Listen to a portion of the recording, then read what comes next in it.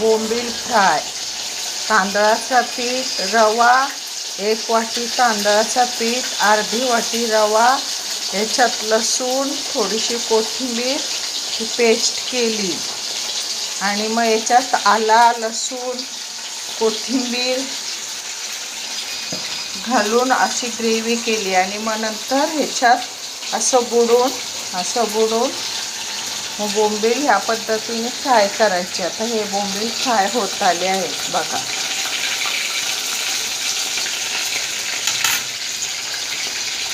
एकदम क्रिस्पी बोंबील होतात.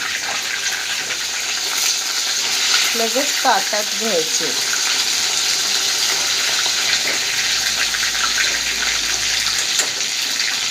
हे बघा, आणि मी जिताडीची मच्छी ग्रेव्हीची केली आहे आणि थोडी जिताडी फ्राय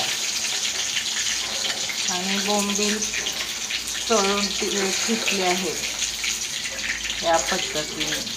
तर जिताडी कशी केली, आला, लसूण, कोथिंबीर, कढीपत्ता याची पेस्ट करून फोडणीला दिली आणि मग जिताडी टाकली. नमक, याला मीठ, मसाला, हळद करून फ्राय केली. या पद्धतीने हा ताट तयार आहे.